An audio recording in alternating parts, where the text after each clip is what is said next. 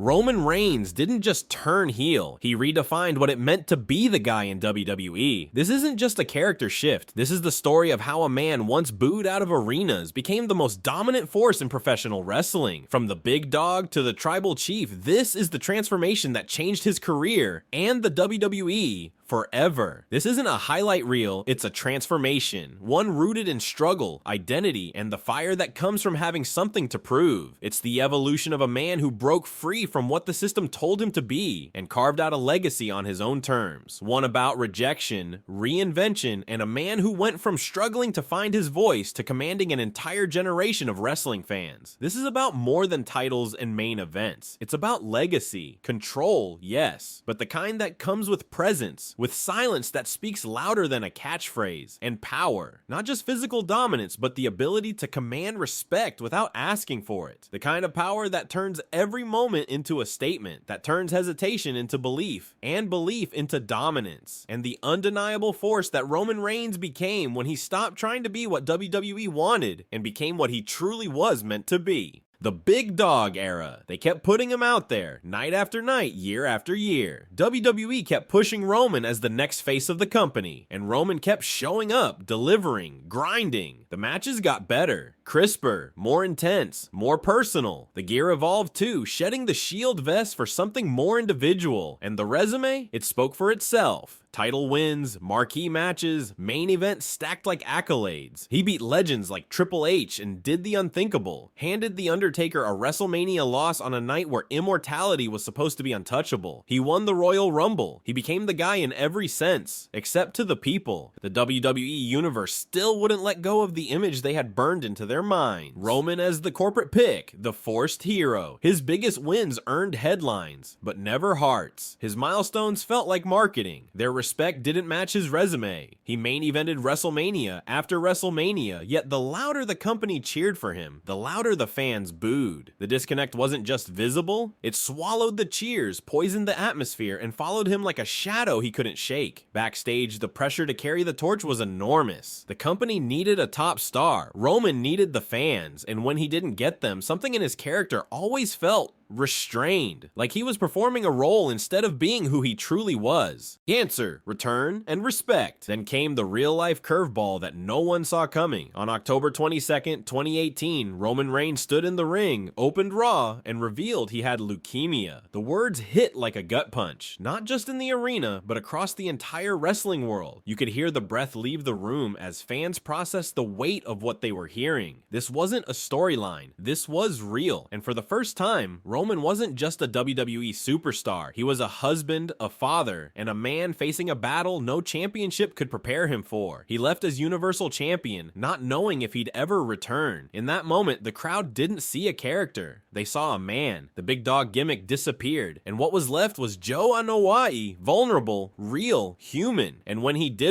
slotted him right back into the role he had played before. Same entrance, same moniker, same smiling babyface presentation.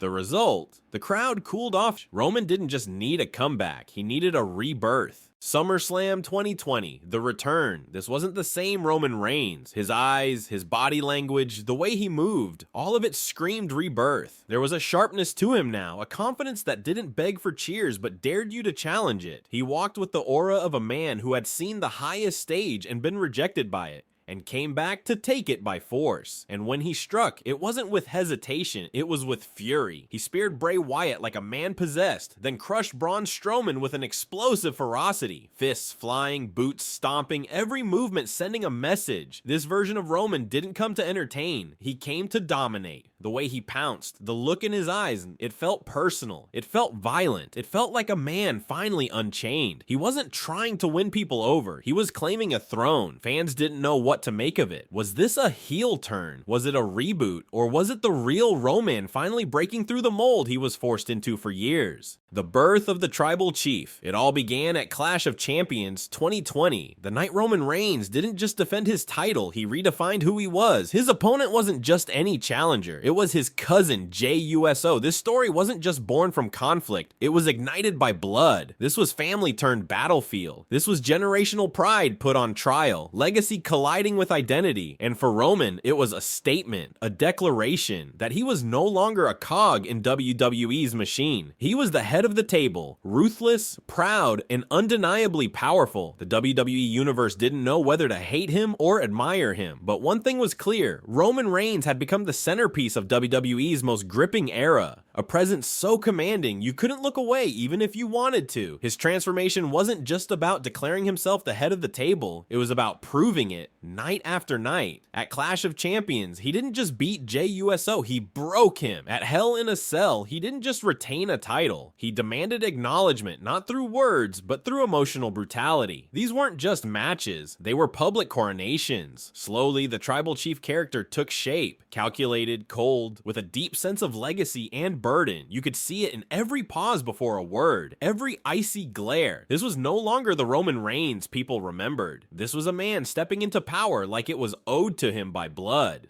The dominant reign. From there, the reign began. But this wasn't just a title run, it was a character masterclass. Roman held the Universal Championship for over 1,000 days. He ran through everyone, from legends like John Cena, Brock Lesnar, and Goldberg, to icons like Edge and Daniel Bryan. He crushed challengers like Kevin Owens, Sami Zayn, Finn Balor, Logan Paul, and even Cesaro, each one falling as the tribal chief carved his path through WWE's modern era. He manipulated the Bloodline, gaslit Jey, mentally broke Jimmy. He wasn't just winning matches, he was controlling narratives. Every promo became must-watch television, layered, intense, and delivered with cold precision. Every match wasn't just a contest, it was a psychological war, an emotional performance, and a chapter in a much larger saga. He went from being the most booed man in the company to the most compelling, and WWE finally had a true final boss. A new legacy. His dominance wasn't about titles, it was about presence. Roman didn't just deliver moments, he orchestrated moments that defined eras. The pop when Sami turned on him, the tension between him and Jey, the silence between lines in his promos, they all became part of the theater of power he built. His every move carried weight, a raised eyebrow, a single word, a quiet stare. These weren't just gestures, they were storytelling tools, carefully wielded to build a persona that transcended wrestling. He wasn't just playing a character, he was crafting a legacy. Roman didn't just win matches, he created moments that defined an era. Week after week, his presence dictated the rhythm of WWE television, main event matches, tribal councils, contract signings. His segments felt sacred. When Roman appeared, the tone shifted, fans sat up, the locker room paused. The entire company orbited around one man, because Roman Reigns wasn't just the top guy, he was the story. A central figure who didn't just carry the show, he anchored the entire narrative universe around himself.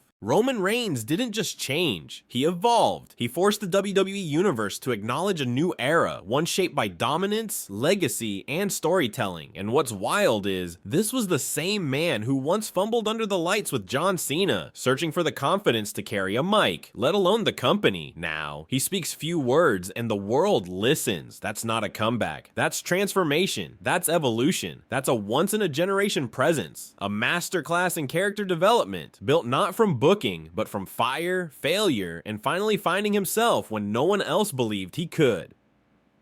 So now we ask you, was this the greatest reinvention in wrestling history? Or is Roman Reigns still writing the final chapter? Let us know in the comments.